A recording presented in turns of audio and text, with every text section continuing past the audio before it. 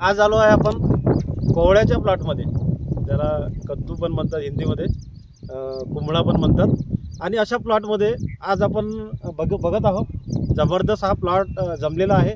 तर आपण ज्या शेतकऱ्यांनी हा तयार केलेला आहे त्या शेतकऱ्यांचं एक मुलाखत आपण घेऊ, त्यांचं काय मनोगत आहे, कसा काय हा प्लॉट एवढा चांगला बनलेला आहे। तर आपण सरांना भेटूया। सर नमस्कार। नमस्कार सर, आपलं नाव आणि हा जो एरिया आहे थोडं सांगाल प्लीज। मी पुरुषोत्तम पंजाबराव होते, मुक्काम पोस्ट निमगाव, तालुका चांदूर रेल्वे आणि जिल्हा अमरावती। मी हा जो प्लॉट कोवळ्याचा लावलेला हा 9 मेला 9 मेला 2025ला लावला।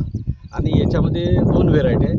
ही एक आहे अंकुरची आणि दुसरी आहे मायक्रोची। त्या 2 व्हेरायटी आहे। तर मी याच्यामध्ये अनायसे मला दुधी साहेब मिळाल्यामुळे मी आपलं ग्रीन लाईफचंच औषध वापरलं। आणि याच्यामध्ये माझे 2 स्प्रे झाले, 3 ड्रिंचिंग झाले। आणि सध्या अशा कंडिशन मध्ये माझा प्लॉट आहे। आता जवळजवळ याला 40-45 दिवस झाले। बरोबर, सेटिंगला आलेला हा प्लॉट आहे। आता सेटिंग सुरू आहे तुमच्या याच्यामध्ये। आणि हे माझं पहिलंच वर्ष आहे। अच्छा, कोवळा तुम्ही लावलेला? कोवळा लावायचा माझा हा पहिलाच। बरोबर। तसं काय वाटतं तुम्हाला, जे आता ट्रीटमेंट सुरू आहे तर त्या ट्रीटमेंट अनुसार आजचं जे कंडिशन आहे, ट्रीटमेंट अनुसार असं वाटते का कंडिशन चांगली आहे सध्या। अच्छा, आता पुढे काय होते काय माहित, वातावरण कसं राहते, फळाचं सेटिंग कसं होते, बरोबर त्याच्यावर अवलंबून आहे। खास म्हणजे ऑर्गॅनिक ट्रीटमेंट तुम्ही केलेली आहे। हा महत्वाचं म्हणजे हा प्लॉट पूर्ण ऑर्गॅनिक जात आहे।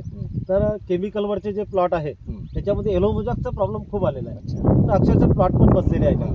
तर तुम्हाला या प्लॉट मध्ये काय वाटते?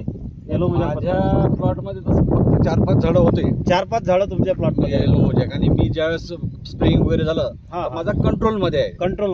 सांगायचं म्हटलं म्हणजे कंट्रोल मध्ये आहे। मी थोडंसं पहिले म्हणजे याच्यात मला शाश्वती नव्हती, आपण हे ऑर्गॅनिक वापरून राहिलो, याच्यात आपला हा येलो मोजॅक कंट्रोल होईल का नाही, बरोबर शंकाच होती मला। पण आता शंका निघाली सध्या बरं वाटून राहिला। बरोबर, कंट्रोल आहे।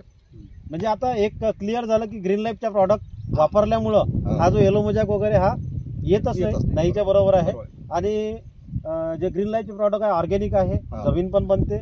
आणि जे काही आता तुम्ही याचं फळाचं उत्पादन होणार आहे, जर ज्या माणसाने घरात हे कोवळं गेलं, भाजी केली, तर त्याला ऑर्गॅनिक खायला मिळणार।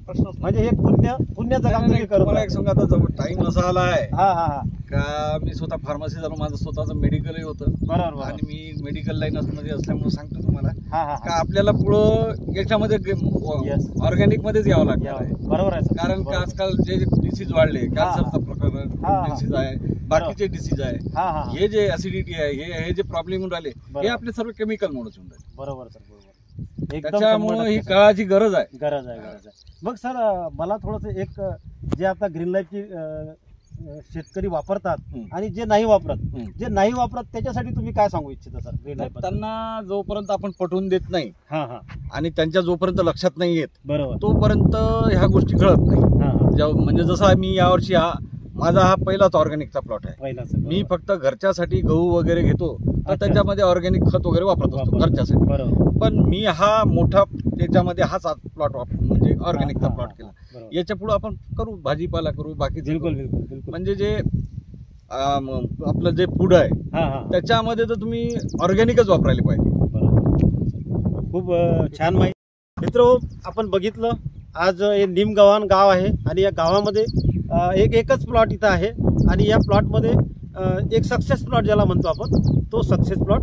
आणि किती 2 एकराचा? 2 एकराचा हा प्लॉट आहे आणि सक्सेस आहे बिलकुल 100%। तर ग्रीन लाईफची ट्रीटमेंट जर आपण केलं तर जो काही जे प्रॉब्लेम आज येत आहे, म्हणजे येलो मोजॅक म्हणा किंवा फळ सेटिंगचा म्हणा, या सगळे प्रॉब्लेममधून आपण मुक्त होऊ शकता आणि एक चांगलं उत्पादन घेऊ शकता। तर नंबर आपल्याला खाली दिला जाईल स्क्रीनवर, त्या नंबरवर कॉल करा, आपण पण ही ट्रीटमेंट घेऊ शकता। धन्यवाद।